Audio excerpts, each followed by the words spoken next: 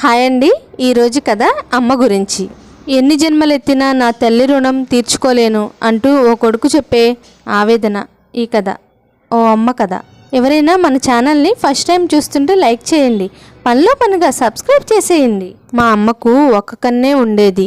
మా అమ్మ అంటే నాకు ఇష్టం ఉండేది కాదు. ఆమె ఎక్కడికి వచ్చినా నాకు అవమానంగా ఉండేది. ఆమె ఓ చిన్న కొట్టు నడుపుతూ ఉండేది. ఒకరోజు మా అమ్మ నాకు చెప్పకుండా నన్ను కలుసుకోవడానికి స్కూల్కి వచ్చింది.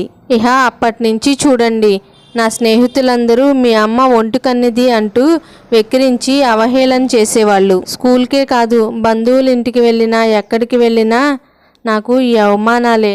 మా అమ్మ గురించి అసలు ఈమె కడుపులో నేను ఎందుకు పుట్టానబ్బా అనిపించేది. ఒక్కోసారి అసలు ఆమె ఈ లోకం నుంచి ఒకసారిగా అదృశ్యమైపోతే బావుండు అనిపిస్తుండేది. అమ్మా, నీ రెండో కన్ను ఎక్కడికి పోయింది? నీ వల్ల నేను అందరికీ చులకనైపోయాను, నువ్వు చచ్చిపో అని ఒక్కొక్కసారి కోపంగా గట్టిగా అరిచేవాణ్ణి. ఆమె మొహంలో నిర్లిప్త తప్ప ఇంకేమీ కనిపించేది కాదు. నాకు మాత్రం చాలా చిరాకేసేది. అయినా సరే అమ్మను అలా మాట్లాడినందుకు అమ్మ ఎప్పుడూ బాధపడేది కాదు. నాకు మాత్రం ఆమెను తిట్టినందుకు ఎక్కడా లేని సంతోషంగా ఉండేది. ఆమె నన్ను ఎప్పుడూ దండించలేదు కాబట్టి నేను ఆమెను ఎంతగా బాధపెట్టానో నాకెప్పుడూ తెలియలేదు. ఒకరోజు రాత్రి యథావిధిగా అమ్మను నానా మాటలు అనేసి నిద్రపోయాను. మధ్యలో బాగా దాహం వేసింది, మెలకువ వచ్చింది. నీళ్లు తాగడానికి వంటగదిలోకి వెళ్ళాను. అక్కడ అమ్మ పాపం ఒంటరిగా కూర్చుని ఏడుస్తుంది. అప్పుడు కూడా మళ్ళీ ఆ దిక్కుమాలిన ఒక్క కంటిలోంచే నీళ్ళు వస్తున్నాయి. చిచ్చి అని మొహం తిప్పుకుని వెళ్ళిపోయాను. ఎక్కడికొచ్చినా నన్ను అవమానాలు పాలు చేసే ఈ అమ్మను, మాకున్న ఈ పేదరికాన్ని తిట్టుకుంటూ ఎప్పటికైనా నేను పెద్ద ధనవంతులవ్వాలని, బాగా పేరు సంపాదించాలని కలలుగంటూ నిద్రపోయాను. ఆ తరువాత నేను చాలా కష్టపడి చదివాను. పై చదువుల కోసం అమ్మను వదిలి వచ్చేశాను. మంచి విశ్వవిద్యాలయంలో సీటు కూడా సంపాదించాను. అలా బాగా చదువుకుని మంచి ఉద్యోగంలో చేరాను. బాగా డబ్బులు సంపాదించాను. మంచి ఇల్లు కొనుక్కున్నాను. నాకు నచ్చిన మంచి అమ్మాయిని పెళ్లి కూడా చేసుకున్నాను.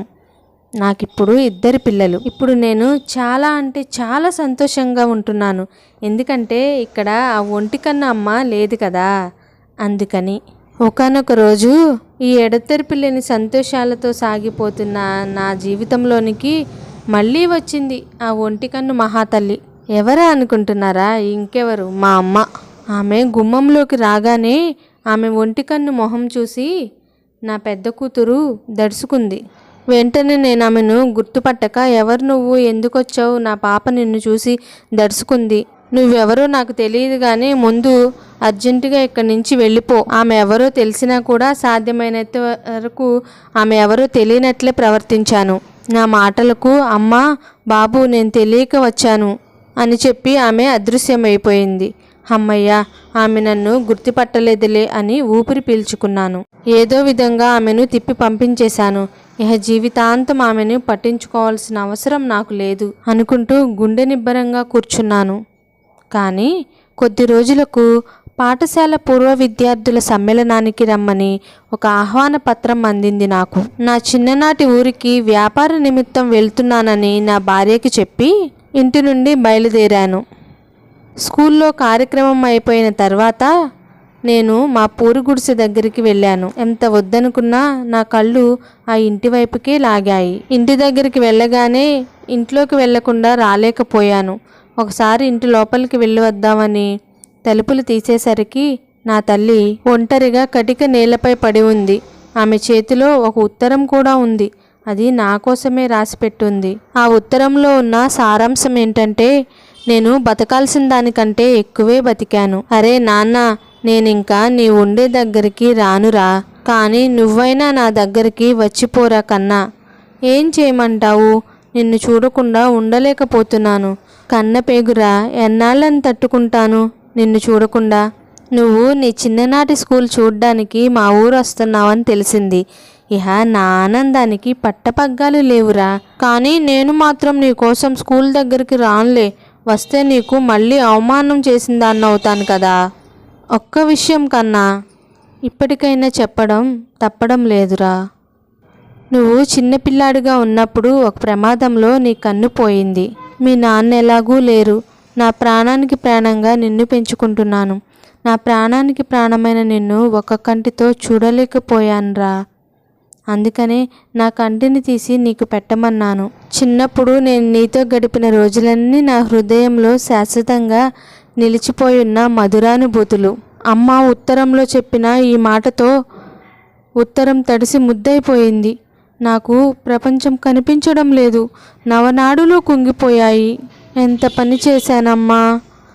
భూమి నిలువుగా చీలిపోయి అందులో చెప్పలేనంత లోతుకు వెళ్ళిపోయాను. తన జీవితమంతా నా కోసం ధారపోసిన మా అమ్మనా నేను ఇన్నాళ్ళు ఒంటి కన్నిదని చేదరించుకుంది. ఆమె కోసం నేను ఎన్ని కన్నీళ్లు కారిస్తే ఈ జన్మంతా సరిపోద్ది. ఎన్ని జన్మలెత్తితే ఆమె రుణం తీర్చుకోగలను అని ఏడుస్తూ నేలకి కుంగిపోయాడు ఆ కొడుకు. ఈ కథ ద్వారా నేను చెప్పాలనుకున్నది ఏంటంటే, మన తల్లి ఏ స్థానంలో ఉన్నా, ఎటువంటి పరిస్థితుల్లో ఉన్నా ఆమెను దూరం చేసుకోవద్దు, అవమానించద్దు. తల్లిలా ప్రేమను పంచకపోయినా పర్వాలేదు, ఒక మనిషిలా గౌరవించండి చాలు.